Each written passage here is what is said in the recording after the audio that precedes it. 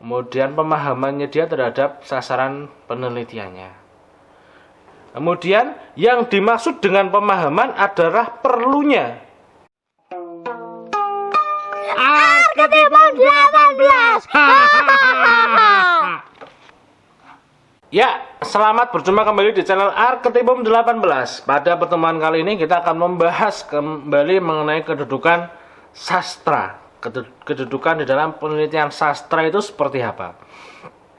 Saya masih menggunakan buku referensi dari Suwardi Indra Swara mengenai metodologi penelitian sastra di dalam bukunya tahun 2006 yang saya gunakan untuk bahan referensi.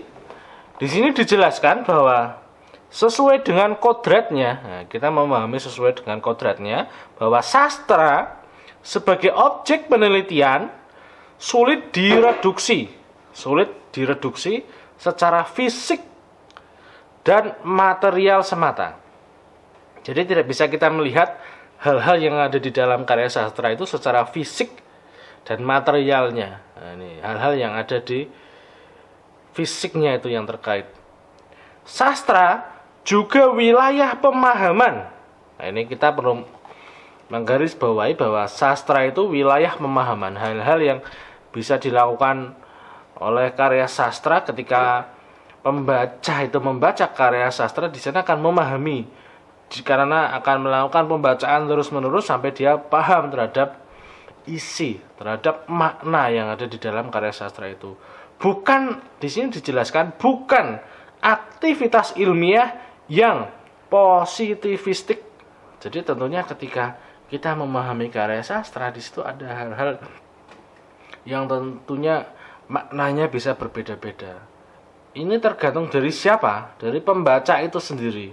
Berdasarkan pengalaman, kemudian pemahamannya dia terhadap sasaran penelitiannya. Kemudian yang dimaksud dengan pemahaman adalah perlunya.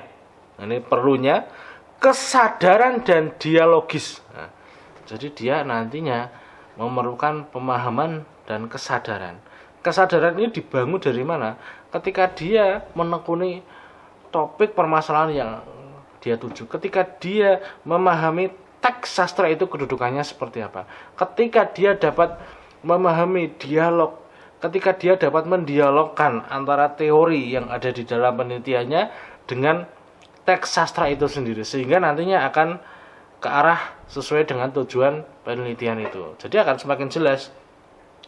Jika ilmu eksakta, di sini dijelaskan, mengandalkan keterukuran yang akurat, sastra sebagai objek penelitian lebih memerlukan kedalaman pemahaman terhadap makna. Nah, ini perbedaannya jika nantinya ilmu eksak itu di situ mengaitkan hal yang paling penting yaitu keterukuran. Kemudian keterukuran itu harus akurat, maka sastra ini yang paling dipentingkan adalah kedudukannya sebagai objek penelitian lebih memerlukan kedalaman pemahaman terhadap makna. Ini sudah beda lagi.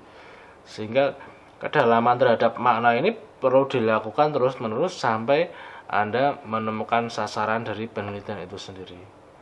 Nah, ini dari mana?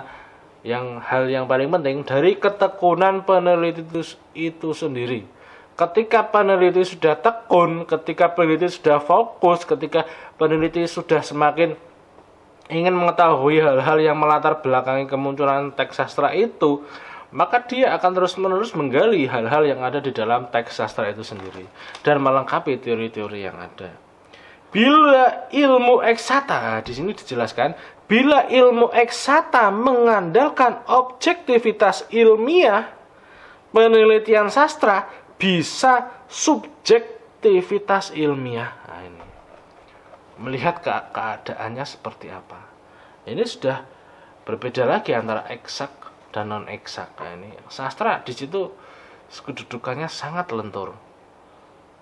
Di situ menyesuaikan dengan keadaan di zaman saat itu yang melatar belakangnya seperti apa. Ini sangat penting sekali seperti yang kita bahas di video sebelumnya. Menurut Abrams ada 3 hal yang perlu Anda kuatkan di dalam penelitian Anda.